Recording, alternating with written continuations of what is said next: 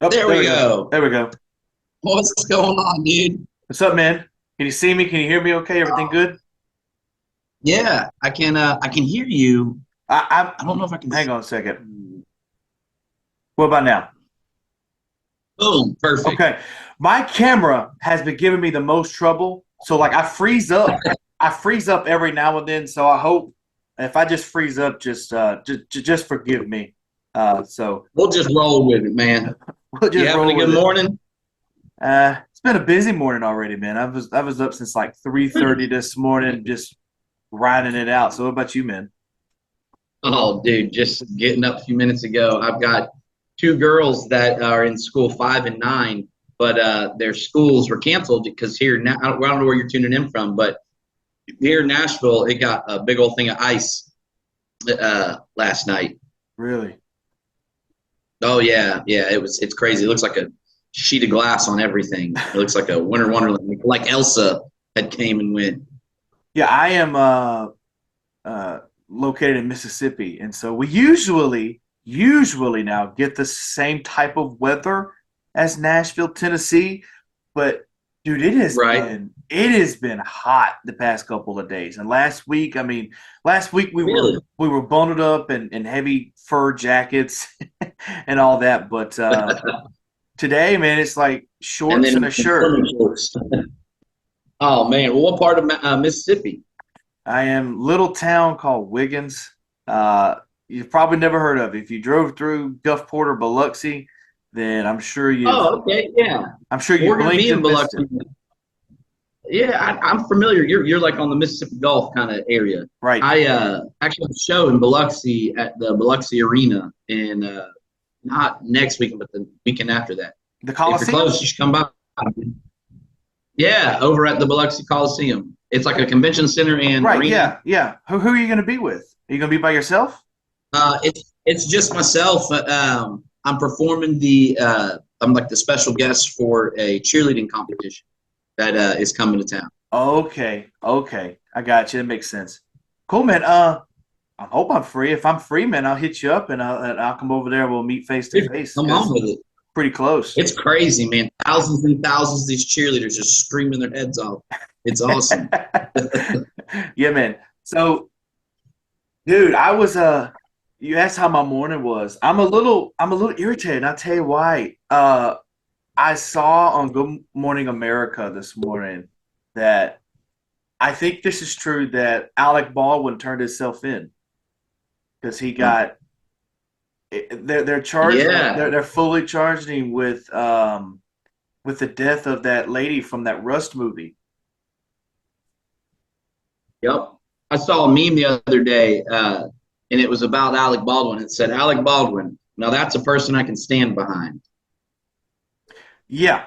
I Meaning don't get it. stand in front I of get me. it. Look, No. I understand. I mean, I don't really understand why he's getting charged. It's like for me, it's like I understand. He should have checked it beforehand, but there was somebody there that is Right. paid to do that. So it's like if I go to the doctor and the doctor says you've got strep throat, I'm not going to argue with her and say no, I have this and this. They're professionals. They should know what I have.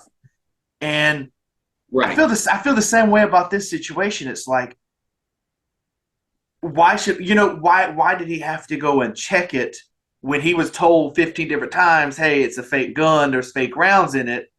I mean, now it would have been, whether you think you're for guns, you're against guns, whatever your beliefs are, it's kind of clear that this guy, according to his reactions from like when they was told that she was dead, that this was a complete accident. Like I think they said he was Oh, looking yeah. at like 30 years in prison, and I'm like, what is No happening? way. Well, maybe they know something that we don't know, Right, right, right.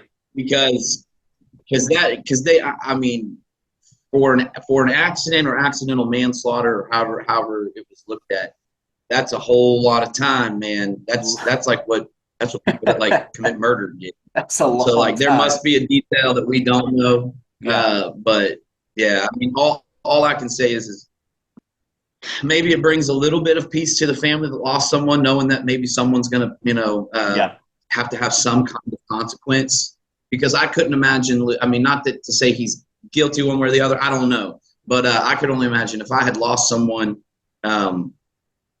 via a death, like via a gun, Right. then and someone pulled the trigger, accident or not, as a family man, I would feel better. I feel like knowing there was some form of, not, I mean, I guess punishment, if you will, or Right. something, Right. some kind of consequence. Right. Because I mean, otherwise that family's never going to heal. They're just always going to be like, why? What the heck? Why? But who knows, man? Maybe he'll get out on good behavior or something halfway through, and he'll put out like a real funny, like his time in prison movie. I Because he's one hell wonder. of an actor. I wonder, and I don't want to take too much time to talk about this. We'll get into to your life here in a second. But Nashville, what's it like? Like Todd Chrisley went to prison for embezzlement. Him and his wife Julie, that are from Nashville. Is that kind of Right. the talk of the town now that you've seen it? Because they were the biggest celebrities there, pretty much. I mean, they were pretty big. So I actually, I didn't know them personally, but my time in Atlanta, they were real big in Atlanta too before they made the way to Nashville, Right. and or vice versa. I forget if they were Nashville first in Atlanta or Atlanta then Nashville. But I know they lived just a few doors down from a buddy I went to school with, and man, that dude, I could have seen that coming from a mile away. I mean, bless his heart, but that dude was a hustler. You know what I mean? And Really? one person you don't. So you Oh yeah, saw yeah. it. So One you group you saw don't it. hustle though. Yeah, yeah. I Yeah. mean, he was wheeling and dealing, and even though it wasn't ever the investors or real estate companies that he was involved with, you don't hustle the government. You know what I mean? You got to break them off their piece, or they can come get you. That's what people forget, is the biggest gang in the world that you got to pay your taxes to is literally the government. I mean, the ones with badges are the scary ones. Yeah, and it's funny that like he got caught from like he broke up a relationship with a guy that he was supposedly having these intimate relationships with. It was like, boom, don't tell your deepest, darkest secrets to nobody. You know what I mean? Yep. It's like, there you go. Yep. But, I've also heard that they saw it coming a mile away as well, because they were just very, very sneaky, very, very quiet about what they did. But I also feel like very irritated when I see people when they go, free the Chrisleys. And I'm like, but wait, they were proven guilty in court. Now, if it comes out otherwise, Yeah. that we made a mistake and here's the mistake we fixed, then okay, then you can say free the Chrisleys. But until then, they're guilty to me, like any, and it's because they're guilty. I understand why people are like, oh man, that's crazy. Because I watched the show too. I enjoyed the crap out of their show. Their show was fantastic. I'm gonna have to turn my camera off here, man, because I'm getting like some type of thing. So I apologize about that. Yeah. I know you can probably see it's glitching and stuff. So I'm trying. But yeah, They're all man. good, brother. So Chase, where were you born? What was it like growing up? I don't want to turn this into a formal interview, but I got to at least know the guy I'm talking to. No worries. I was born in Charleston, West Virginia, and we moved when I was really young. We moved to Atlanta when I was about 2, 3 years old, and so I, for the most part, grew up in Atlanta, just north of Atlanta. But I found my way to Nashville as a preteen, as a teenager, essentially, and would spend a few years, my preteen years, kind of going back and forth from Atlanta to Nashville, doing just doing the good old grind, coming up, doing songwriter rounds and things like that, and just trying to meet anyone and everyone I could, and tell them all about me and my dream, if you will.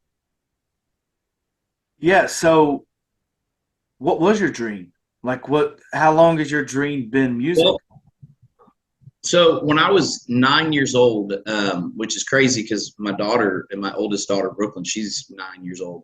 I got my first record deal when I was 9, and I got signed to Maurice Starr, who was putting together a boy band. He was a big 80s band manager. He put together New Kids on the Block, Menudo, New Edition, some very huge 80s boy bands and early 90s boy bands.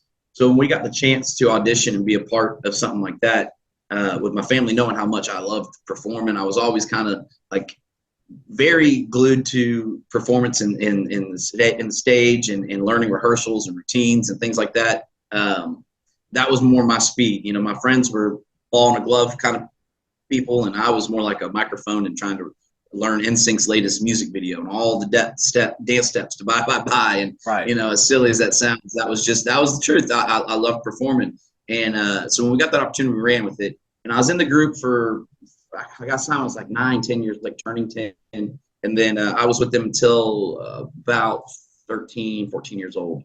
And we did a lot of really cool stuff in that few years. I mean, it was like still the real early stages of like the boy band mania. Like NSYNC was the biggest thing, and so was Backstreet. And so being a part of a bunch of stuff with like Nickelodeon and Radio Disney those few years was wild, because it certainly felt like at any moment that the band could just blow up. We opened for artists like Destiny's Child and Outkast and Vitamin C. I know a lot of the audience may not Right. know. Well, you probably know Outkast and Destiny's Child, but like some of these artists were pretty big back, like Lil Romeo, Lil Zane, Goody Mob, like a bunch of just. When I look back at it, it's crazy. But over the course of a few years, I was the youngest. The other two dudes in the band, Tim and Justin, they were much older than me. It was like 20 and 21. So it was a huge age difference. And they creatively wanted to kind of just do their own thing, which, I don't blame them. At a certain point, you kind of grow out of the cuteness of being in a boy band and wanting to really pursue music with a little more depth and a little more meaning. And so they kind of went their ways. And here I was, plumb, just high on life. Like, man, I'm chasing my dream this young. This is amazing. And it was just all gone, one day. And so I tried going back to school and doing the kid thing. But at that point, I had seen behind the veil. I had basically realized what my life, I wanted it to look like, what I wanted to do with it, what my purpose was in life, which was music. And so that's when we'd start making trips up to Nashville to just figure out the next steps. You gotta show up and hustle when it comes to this town, which is you gotta work hard no matter what in whatever industry you're in. But it seems to be like with LA or New York or Atlanta, or at least in pop music, it moves real quickly. One day someone's this, and the next day, they're out, or just the opposite. One day, no one knew who they were, and the next day they blew up. The business moves a lot quicker. But in Nashville and country music, the one thing at least that seemed to make sense to me was that there was a somewhat of a blueprint that if you follow and if you work your butt off, and you put in the years and the grind and you meet people, you'll get an opportunity or two that could change your life. But it ain't going to come just like that, like with pop music, where you just have one big meeting with one huge music executive and then bam, your life is changed. So at least I respected that side because it made sense to me. And yeah, we grinded away year after year after year, probably 3 years of coming up from Atlanta to Nashville almost weekly, literally. I mean, it's crazy to sit back and think about how much I probably annoyed the crap out of my mom, because she was the only one at the time that would, hop in the station wagon with me and cruise me up, because I didn't have my license. And then just as soon as I had my license, I was driving myself. But after a few years, we finally caught that first big break, which was getting a chance to sign with Buddy Lee Attractions, which is a big booking agency here in town that was representing at the time artists like Jason Aldean, Miranda Lambert, Blake Shelton, Jeff Foxworthy. I mean, the list goes on and on. And yeah, that was like that big thing for me, because at that point, hadn't really been playing a lot of shows out on the road, doing lots of just like stuff in town, doing showcases.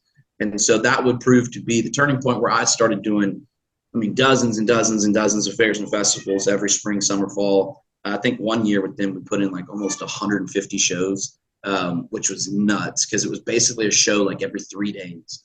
And it'd be clubs, it'd be fairs and festivals, private things. It'd be any of that, anywhere where they'd have us essentially. And we would go on to open and do some really cool stuff. I opened for Jason Aldean when he had his first #1 back at his first hometown sold out show in Macon, Georgia, at the Macon Coliseum, which that was wild. Got to play some support stuff for Taylor Swift at a couple festivals, and yeah, looking back at it, it was unreal. So, when you told me that you were 9, 10, however old you were when you started the boy band, essentially, and the other guys were, 18, 19, 20, it reminds me of like Backstreet Boys.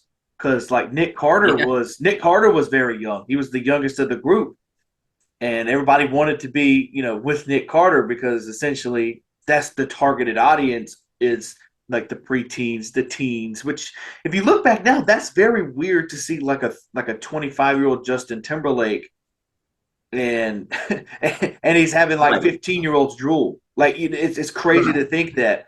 But so It when is. you're doing this boy band, right? You're doing the boy band. You're living high on life for 3 or 4 years, and you go back to school. Can you live a normal life? Because essentially, you mentioned that you were big. You were doing Radio Disney. You were doing Nickelodeon. So can you live a normal life in school? It wasn't. I don't mean. I guess you could define normal. So the kids in my class in my area of Atlanta I grew up in was real tight knit. So they just kind of knew uh, that's just what Chase did. Like this is Yeah. just what he did, and they had come to a few shows, and it definitely was always like I got the nudge when it was like time for talent show, of the time of the year. But it did get to a point where, and it was more so not because my students are treating me any different, fellow students or anything like that, but we were just always gone. Where I ended up getting homeschooled in order to continue on because there was a tour actually Radio Disney had us go on called Peanut Butter Jams, and it went on through spring, summer, into fall, and I was just going to miss too much school, and I was already kind of falling behind because it was tough keeping up with it. Last thing I wanted to do was homework or study or learn. I was so on fire for just like, what's the new material? When are we recording next? What's the next show? What's the next rehearsal? We had a couple full-time choreographers, so like the routines were intense. Yeah. So yeah, I mean that was more or less kind of what became different about school for me was honestly just being a student of one, a school of Yeah. one. A lot of times just catching up on homework somewhere in the back of a bus, which was cool. Looking back at it, I loved it.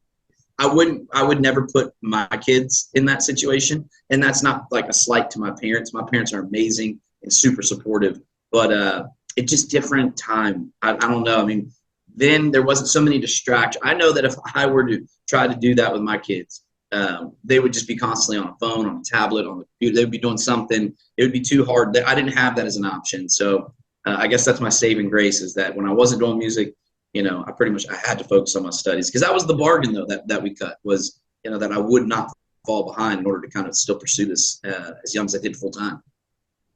So being 9, 10 years old, a preteen, 11, 12, however old you were at the time, how much were you making as a 12-year-old? And do you look back now and be like, I was making a crap ton of money at 12 years old? Yeah, I mean, I never at that age. The thing about it was because it was a band. See, I didn't really become aware of like possibly how much I was making until I'd gone like solo. And things happen with management Yeah. and being 100% honest and things like that. We were told we made a decent amount of money. Now, did we make a whole lot of money? Not really. I guess it depends on what a whole lot of money. I mean, a whole lot of money to do something that you love is getting anything for it.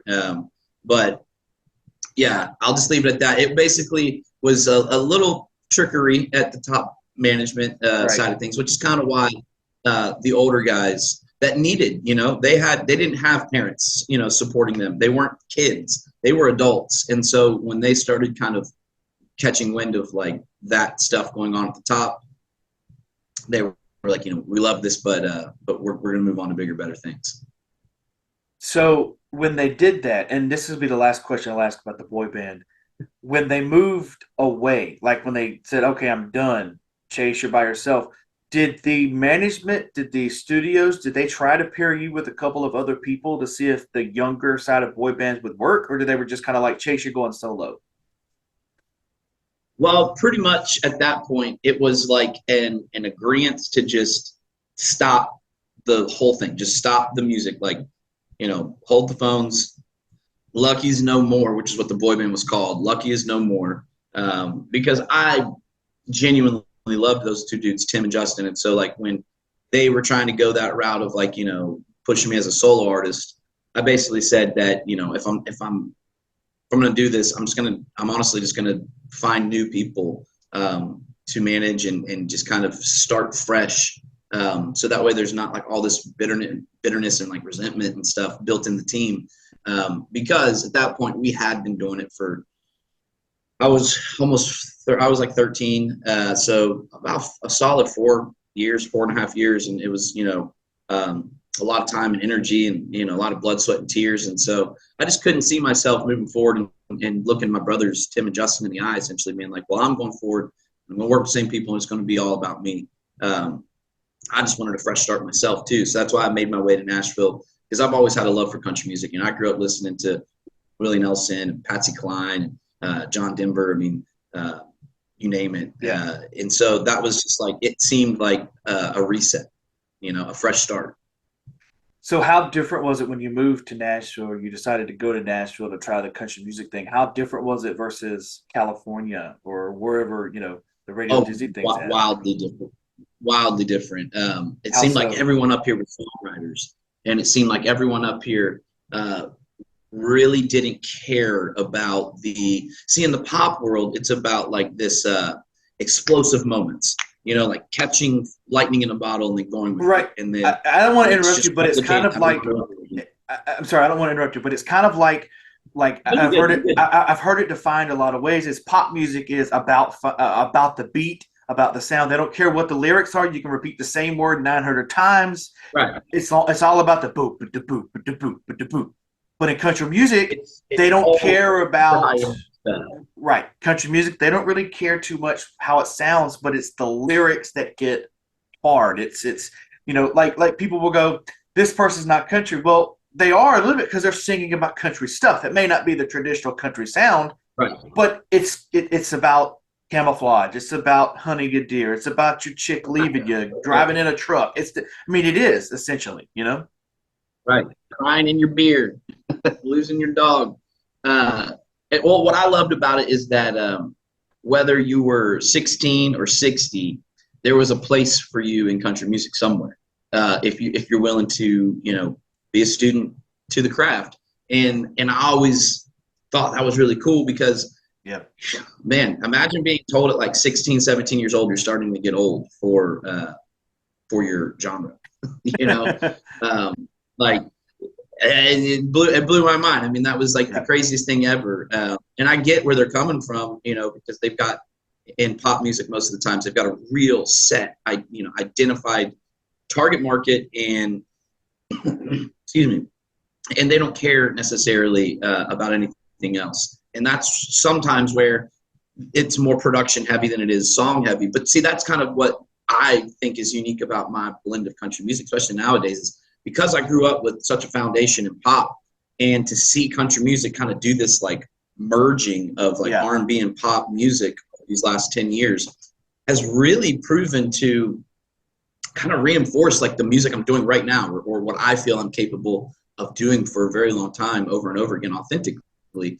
And that is basically blend my love and my foundation of pop with my love and understanding of the craft of country music. And so, yeah, I mean, that's why I'm really excited about the music we're making right now, because I really do feel like it blends both of my journeys kind of together.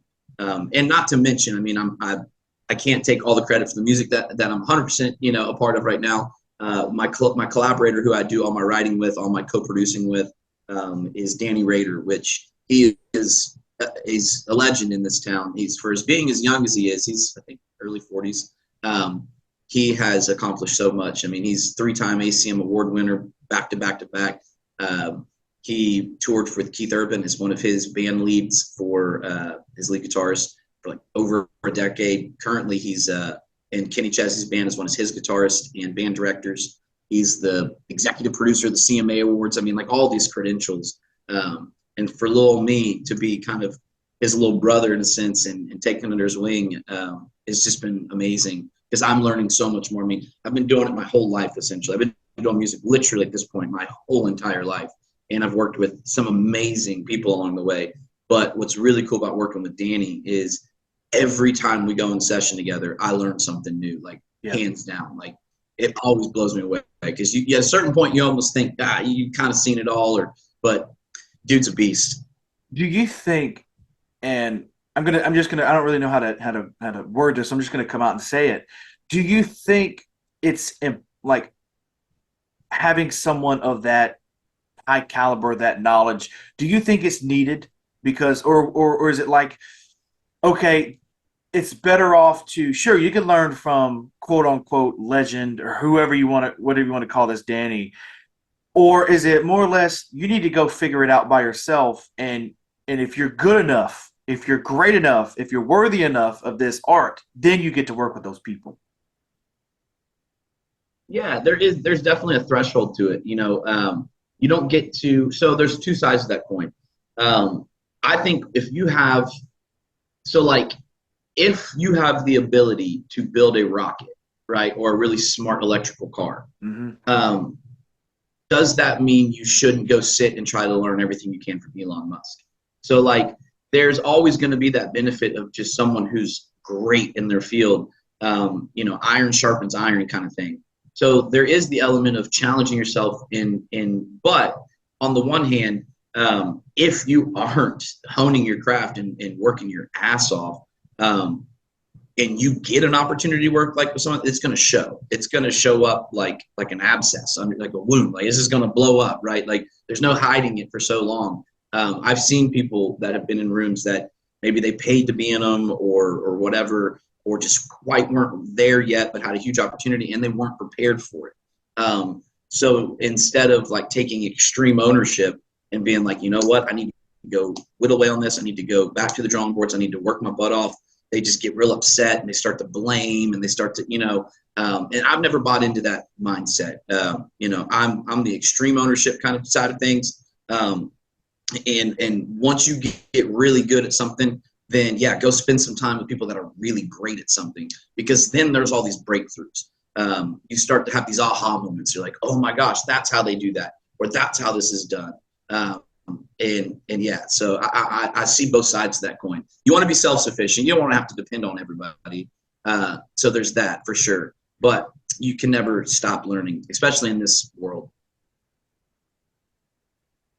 You mentioned, and it's true, country music has outlet for even. I mean, we saw the Yodel Boy, and he was what, 9 years old, and then we see somebody else Yeah. still kicking it at 70. What's his name? Mason Uh, Ramsey. Mason Is Ramsey. that who you're That's talking it. about? That's it. Yeah, the Yodel guy. Dude, that was my jam, dude.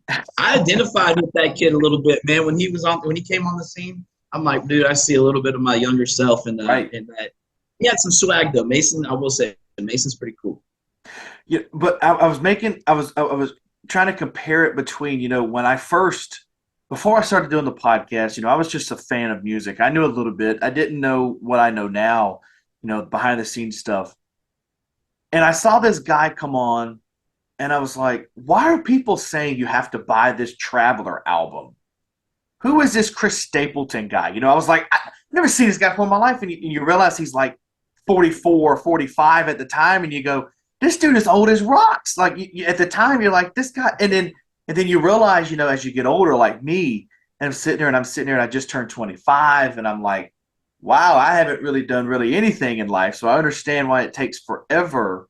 Sometimes, like the Colonel Sanders, he didn't really make it big till he was 72 years old, and it was only alive for like 4 years to see it.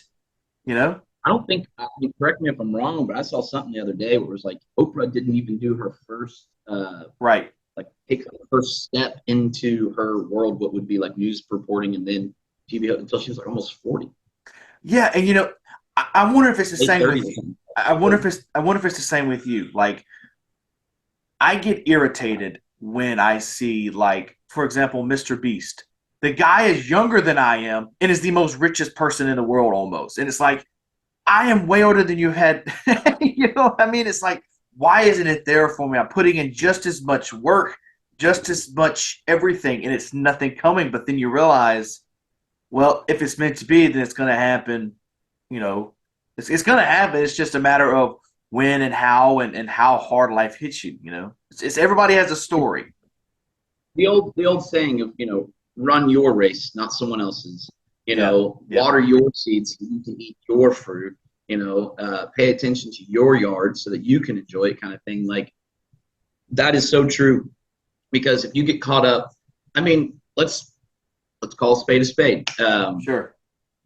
I think the kid is amazing. I think he's super talented. I think he's got a great voice. But I know there's a lot of people in town. I'm not necessarily one of them, but I know that this is like kind of in the same groove of what we're talking about. So like Bailey Zimmerman, he is like the biggest thing ever right now. I mean, he's basically like Justin Bieber for country music. 2 years ago, the dude basically talks openly and honestly about not even knowing he could sing. Mm-hmm. So to your point, someone like Chris Stapleton, a legend amongst legends, what an amazing dude, and spent 20 plus years in Nashville, people thinking that he wasn't good or had what it took, or that his songs were strong enough. And here it is. It just took him whittling away and not giving up, running his race. And you can't even compare in a breath Chris Stapleton and Bailey Zimmerman. I'm sorry. Like, that is just apples and oranges. And I think if you're going to focus in on that, focus in on being the ironstone castle, not the McMansion that withers away, after a storm. It's shiny and looks nice, but it's built wrong. Right. And on sandy foundation. And if you just learn that you can physically sing less than 24 months ago, and you've got a career that's bigger than people that have been doing it for 20 years, chances are your foundation ain't strong to withstand certain things that this industry will throw at you. So I pray for that kid often, actually, because, if the bottom falls out of that, it's going to be a long fall, and it's going to be a hard one. So I hope that he continues to learn. I hope that he is using his impact and his fame and leverage right now. Bailey, dude, if you're tuning in, dude, I love you. I'm rooting for you. But don't forget to take time to still learn your craft and go surround yourself by some great people here in town, because there's so much that you can learn. I'm still learning, been doing it my whole life as well. But I know if I was only a couple years in and I've got billion streams, I'd be trying to soak up all the greats. I'd be like, how can I spend whatever money I'm making hiring people that have been doing this so much longer than me to come in and sow into my life? Well, I will say, just me. For all we know, he's probably doing that because I know he's got a great team.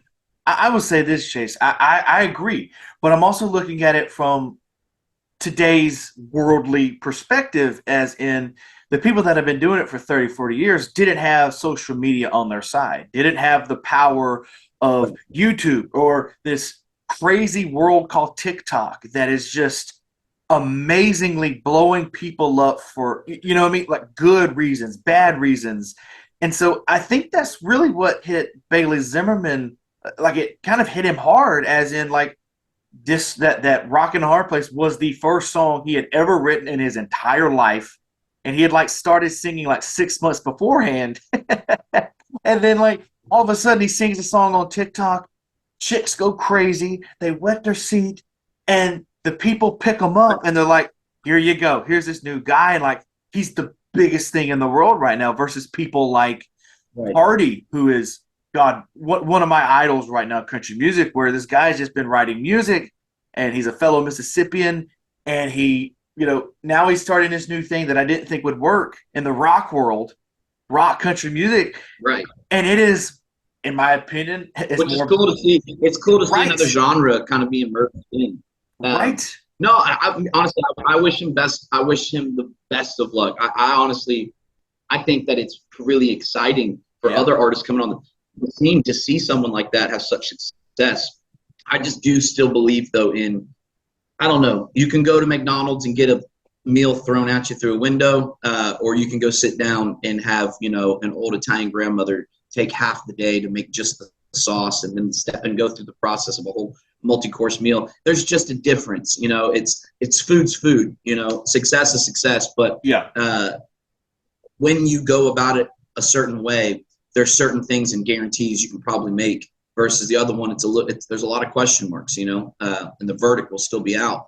I know that's kind of the talk is, 5 years from now, let's check in and let's see what's up. 10 years from now, let's check in and see what's up. Because, that is the cool thing about country music, is that you can have these long careers because it's typically built a little different. But what's real similar to Bailey's come up is very similar to like an LA, New York top, like we were talking about earlier, like, bam, on the scene and blow up kind of thing. And it's funny we say that because his management is out of New York and LA. It's not out of Nashville. So Yeah. they do it a little.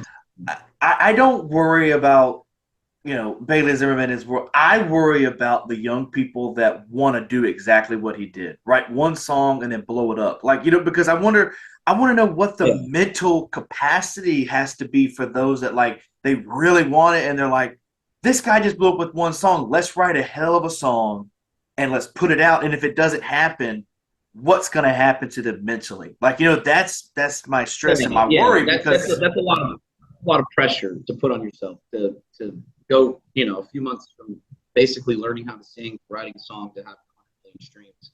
I mean, it's like finding a lottery ticket on the side of the road that's winning. I mean, it's literally that rare. So if there's young, artists, entertainers, songwriters that are listening to this, try to model yourself after Chris Stapleton, not Bailey Zimmerman. That's just go for it. But I don't want y'all to be hurt or upset. I want y'all to have a chance at making your dream come true. And there's just something about working on your craft. You'd be surprised. More often than not, that'll win. I can attest to that. I'm sure you can too with me doing the podcast. It's, I've been doing this for 5 or 6 years. I did it right out of high school, and it's still just me grinding away at it. I do everything. At first I created an executive producer fake name and all that email and was reaching out to people. Right. Like just because right, you had to. And then slowly but surely, I would have independent artists on. I would have smaller people on the show, but reluctantly I kept at it and I was like, okay, let's try something different. Let's get a paranormal investigator on. Let's get this type of person on. Let's just turn the wheels and let's see where this goes. And eventually it got to where I was able to book bigger guests. And it was like, oh man, I've got this guy from this TV show on. Man, now people are reaching out, like Juliana from Aristo. They're reaching out to me. And it's like, you appreciate it so much more than your first episode blowing up and you being the biggest podcast in the world versus now where you're like, okay, let's take a step back. Now I have to go back to my roots because, you know what I mean? Like, it's that feeling of, yes, I did it, and it's all because I did it within 6 years. It's a grind, but guess what? That's a grind that I wish that I'd taken. Could you imagine putting out your first podcast and getting like 100 million views on it, and then expecting that that's going to be the thing that kind of like, it would be a mystery. But if you are on your 100th or your 1000th podcast and it happened, it makes sense. It can make sense to you. You can add those steps up together because you see the growth. Because it's different. Like you said, if the first one got 100 million, we did Joe Rogan style the first episode, and then you say this is amazing. Let's get to 1,000 episodes, and you get to episode 1001, and then boom, you've only got 12 million views, which is still a lot, but it's like, whoa, where did those 900 and some odd other million go? What happened? What did I do wrong? Versus I can see what I'm doing right.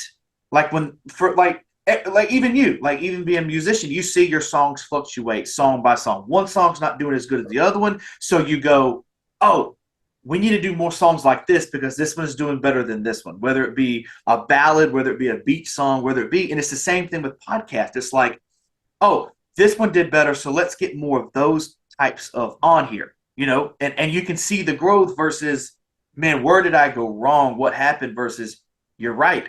I did this. The steps took me here, and I see where I'm growing and I'm getting better. Right.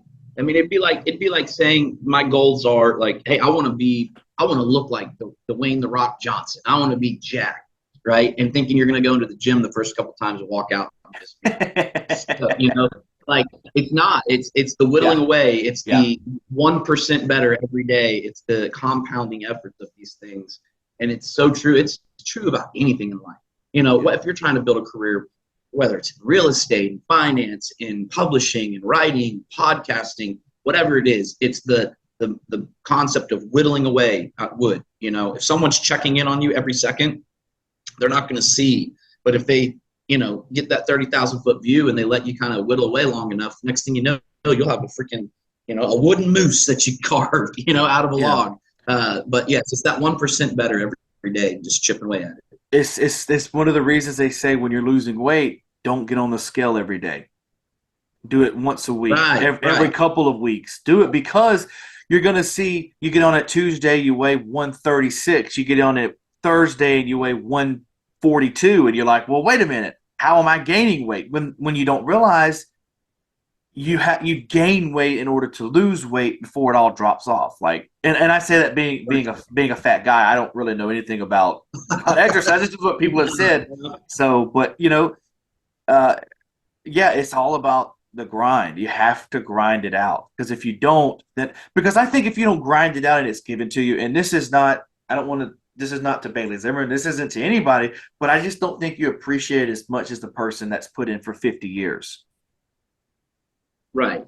And again, dude, I love Bailey. Honestly, I love a lot of his music. I would never do anything to take away. It's amazing. I'm sure it's changing, his family's life, his life. Yeah. And it is inspiring to the next step. But I think it doesn't, go without saying that the expectation of something like that for up and coming artists is very rare. Bailey, dude, you set the bar super high, bro. Like, hats off to you, brother. Well, man, look, we've been on an hour, so I got a couple more questions for you, a couple more things I want to do. Is that a mullet do you have, or is it just your long hair? I just got long hair. Okay, so you didn't go do the Morgan Wallen. Everyone's always like, no, I don't know if I can pull that off. My wife probably wouldn't let me do that. She barely lets me have the long hair now. It's just always been a thing. I've just finally, dude, you know how freeing it is to not have to. So growing up in an industry where, like, wear this, have your hair like this, whatever, I finally just this last 2 years was just like, it's hair, let it grow. I really don't care. Like, it'll just do its own thing and we'll figure it out. Yeah, man, it's funny. I'll walk around town and I see all these people with like crazy mullets, and they like the baseball 90s mullets where they got like the late, the designs in their side. Yeah. And then it'll be like someone with a faux hawk or some, all these different crazy styles. But no, man, I love it. I don't always like waking up with it though, because I'm not too good at keeping up with long hair. That's the only thing. And it gets super hot on your neck when you are working out. Man. Yeah. So, man, what I want to do is I want to do a quick question and answer. Just first thing that pops in your head with these questions that I have, and then obviously we're going to talk about your new album, your new songs on here. Can't play them though because we're going to get sued. Because I hate the way podcasts are. Like, you can't play anything over like 4.5 seconds, which is crazy to me to think that. Yeah, my people would never see you. The only people that could see you would be me and Danny. You used to be able to play like. You used to be able to play like 90 seconds of a song, and that would be amazing for people to hear, and then they'd go, oh, that's good. But you can't hear if a song's good or not in 4.5 seconds. So I was just like, we're just going to cut out playing the songs, period, and we're just promoted on here. But so here we go. What's the last TV show that you watched where you're like, that is amazing? Oh, dude. So two. King Tulsa or Tulsa King is the new one with Stallone. Yep. Yeah, that was awesome. I'm only like 2 episodes in. I just started watching it last night. And then also Your Honor. It's got that dude from Bryan Cranston. Yes, from Breaking Bad. That guy. We are alike. Those are my 2 shows. I just started watching Tulsa King. I'm probably 3 or 4 episodes in. Nice. Amazing. It's crazy to see Sylvester Stallone in a TV show, but I love watching Sylvester Stallone on a TV show. And also Your Honor. Dude, it is crazy seeing that dude in a TV show because, like, I only ever really know him from like his ideal movies, being his idol, Rocky, and all that. And then the episode he was doing last night, I'm on episode 2, I think. Okay. It's where he was getting really high. He had visited the weed farm. Yeah. And it's so funny to see him try to play a stoner moment for him, for Rocky and for that dude. It was really cool. Yeah, and I also just started the first season of Your Honor a few days ago, and that is crazy. That is crazy. Yeah, I'm just now getting into season 2. That's what a great show. That really is a good show. All right, next question is, if you had one album to listen to for the rest of your life, what would that album be?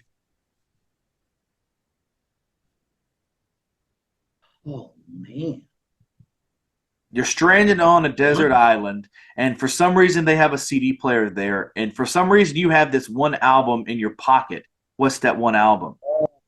That's hard. Be Alive, Stevie Wonder, or possibly Bob Marley's Greatest Hits. I would have to, if I'm stranded on an island, I'm going with Bob Marley's Greatest Hits. Is greatest hits considered an album though? Like obviously it comes out on like a CD and vinyl, obviously, but it's like if you I would have to have Greatest Hits because I couldn't. Okay. It would have to be a Greatest Hits. Okay. It would have to. Or just the first one, Bob Marley and the Wailers. Yeah, that first one. It had a lot of his iconic songs on it, but yeah, I would prefer if it's just one album, it'd have to be a Greatest Hits. That'd be too hard. I mean, honestly, I was gonna say maybe even Off the Wall, but I don't know. There's only so much, like that style of Quincy Jones productions you could probably take being stranded. Right. You could probably use the upliftingness of Bob Marley. Right. The last movie that you watched. Last movie, I watch a lot of TV shows. What is the last movie that I watched? Oh, well, last movie that we watched in theaters, the new one, Strange World. We took the kiddos to go see. New Disney movie. Yeah. How was it? It was good. It was cool. It was cute, I guess you could say, for the kids. Yeah. There's a lot of controversy in that we won't get into with that one. No, yeah, I saw it. I didn't find it weird, but I found it like very surprising. I was like, "Wow, they did," which was cool. But we're not going to talk about. I'm not going to get in trouble. I'm not going to get sued. I looked at it as, hey, you know what? Who cares? Yeah, at this point, it's something that our kids will have to talk about one day. Yep. So you get hit by a bus, Chase. You're hit by a bus. Boom. You're dying on the street. You're dying on the street. What's you have time to sing one last song.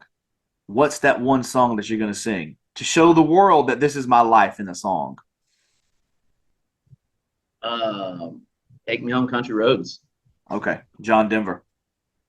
Oh, yeah. That's pretty much what I think my pappy heard as he was going out, crossing to the other side.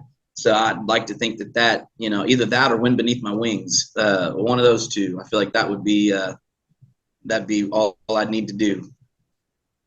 Yeah, I used to say "What a Wonderful World." Yeah. But now that I'm thinking about it, and it's like I'm dying, I would probably use like the Cheryls, like "Would You Still Love Me Tomorrow?" That dun dun dun dun dun dun. Dun. That's such a fantastic song. Well, Chase, look, man, you got a new album out called "Chase Your Dreams." And Juliana is going to chase your purpose. Juliana's going to kick my butt if we don't talk about this. We have to talk about this. So chase your purpose. Is it out now? No, it's not out now. We're dropping single by single. We are 2 singles in. So last Halloween we dropped Ghost, which was kind of like a teaser leading up to us dropping what we thought are the stronger singles. But we just dropped Back Road, which has been crazy because these are some firsts for me, even having done this for as long as I've done this. I've never just been able to cruise along on like a family road trip and like turn on the radio and it's like, there's your song. I was in California a couple months ago in Napa and we were playing a show out there and literally my buddy and I were going to go get some In-N-Out and next thing you know, dude, like it comes on the radio all the way across the country. So that's wild. That's some firsts for me. So Back Road and Country Radio has been treating us very, very kindly. So thank you, everyone at Country Radio that's been supporting good old boy like myself right now. But, and then next up, Strawberry Daiquiris, we're dropping, which will be the 3rd single this spring. We're thinking late March, it'll officially kind of get shipped out to Country Radio. And then the way we kind of envisioned it is that we would get a few singles, get a few things moving, and then we would kind of drop the whole body of work later on in the year.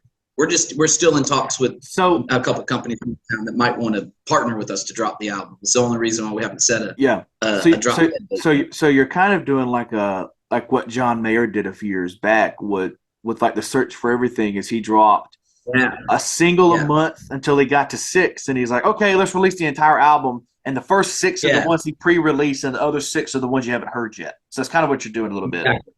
Yep. Yep. Well, man, I thank you for coming on. Backroad is Thank you, out dude. now. Dylan, I had a blast, bro. Strawberry Daiquiris is coming soon. I'm gonna say all this on the introduction for the show.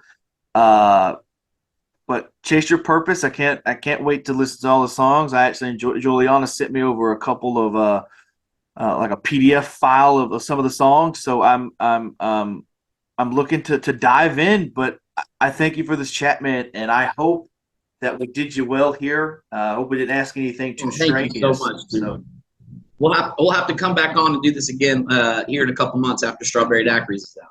yeah, man. Once you drop the next couple of singles or the whole thing's out, we'll get you back on. We'll get with Juliana and we'll get you back do on it. and we'll talk about it because I enjoyed this. I enjoyed this. Thank you. I did too, man. This is a good way to start your day, dude. I like it. All right, man. Thank you, Chase. You have a good one, brother. See you, Dylan. All right, man. Once all this is up, I'm gonna I'll tag you on all social medias and stuff like that. So you'll know when it's And up. I'll share it across all my platforms. All right, brother. Thank you very much, dude. Have a good one. Have a great day, dude. Yep.